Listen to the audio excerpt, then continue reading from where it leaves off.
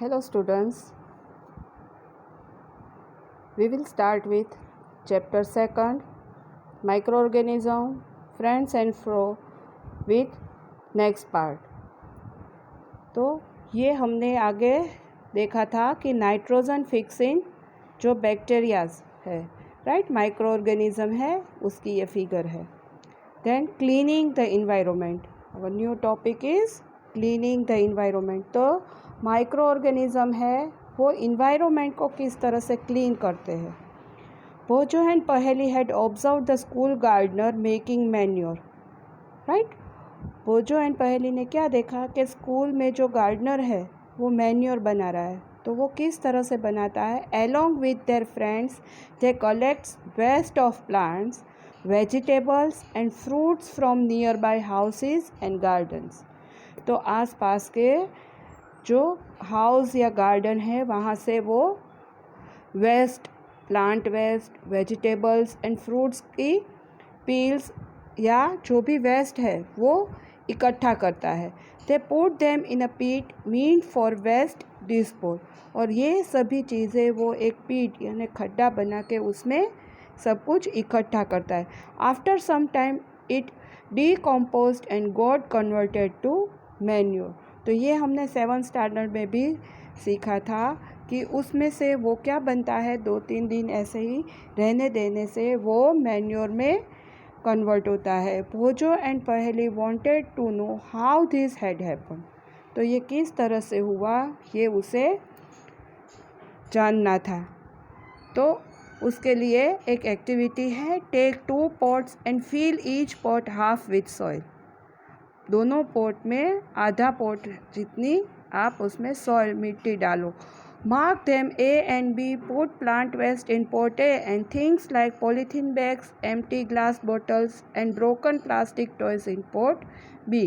तो A pot में आप प्लांट के वेस्ट डालो और दूसरा जो बी पॉट है उसमें ये पॉलीथीन बैग या कांच की टूटी हुई बोतल, प्लास्टिक टॉयज ऐसे चीज़ें भरो।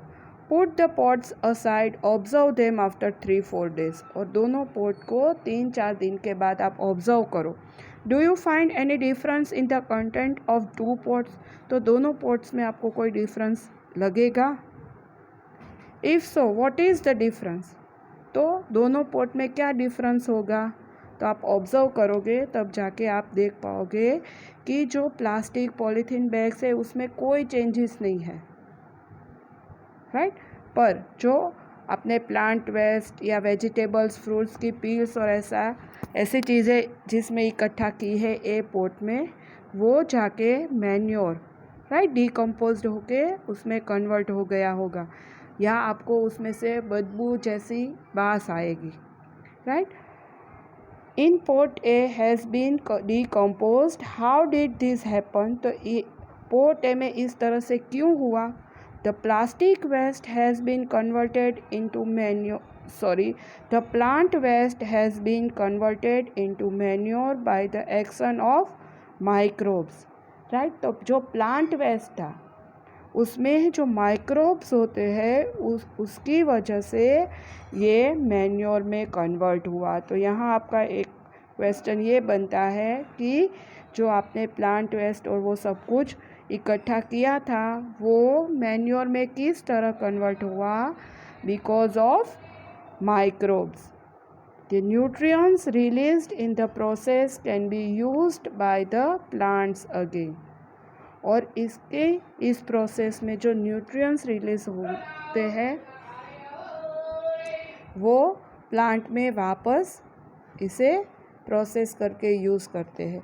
Did you notice that in pot B the polythene bags, empty glass bottles and broken toy parts did not undergo and such changes।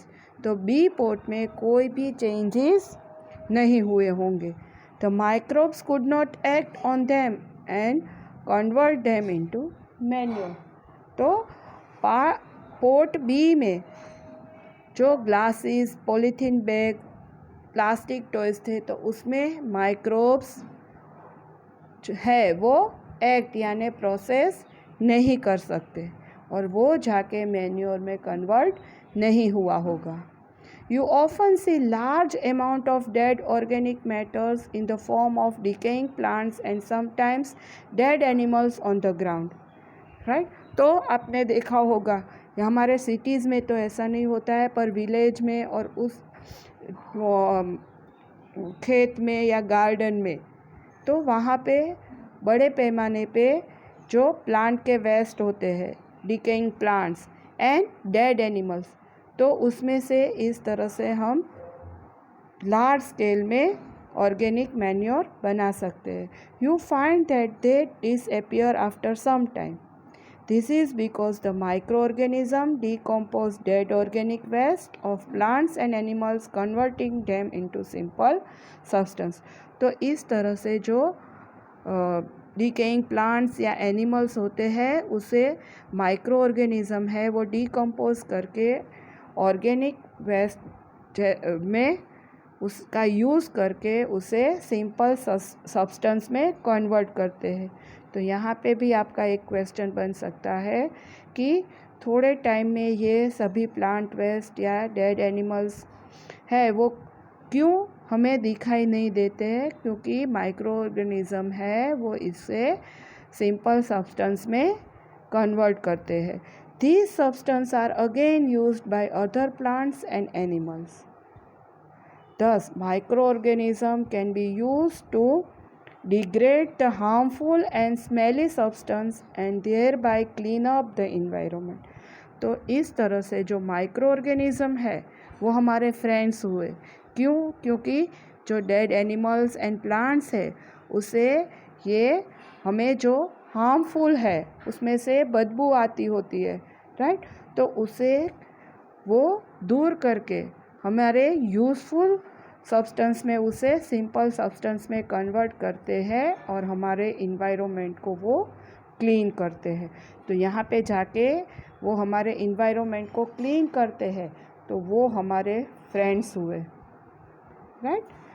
Then harmful micro organisms. तो micro organisms are harmful in many ways. Some of the microorganisms cause disease in human beings, plants and animals. तो यहाँ पे जो micro organism है वो humans and plants animals में disease causing है. तो वो क्या हुए? हार्मफुल माइक्रो ऑर्गेनिज़म, क्योंकि वो हमें नुकसान पहुँचाते हैं. तो वो हमारे क्या हुए? फो यानी एनिमी, दुश्मन हुए. Such disease causing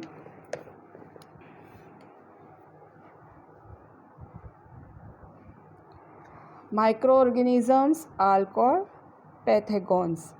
तो जो हमें हार्मफुल है, हमें नुकसान करते हैं, वैसे माइक्रो ऑर्गेनिज़म्स को कहते हैं pathogens. Some micro organisms spoil food, clothing and leather. तो आपने ये ऑब्जर्व किया होगा कि 2-3 दिन तक फूड ऐसा ही रह जाए या लंबे समय तक लेदर वाली कोई भी चीज़ जैसे जैकेट, शूज़ ऐसा है तो वो पड़ा रहता है, तब जाके उसके ऊपर फंगस जैसा ग्रीन या वाइट स्पॉट्स हो जाते हैं. तो वो क्या हुआ? माइक्रो ऑर्गेनिज़म वहाँ पे उसे हार्म करता है, वो चीज़ बिगाड़ देता है. Let us study more about their harmful activity. Disease causing micro organism in humans. तो माइक्रो ऑर्गेनिज़म्स है वो ह्यूमंस में कैसे डिजीज़, राइट, किस तरह से डिजीज़ कॉजिंग है.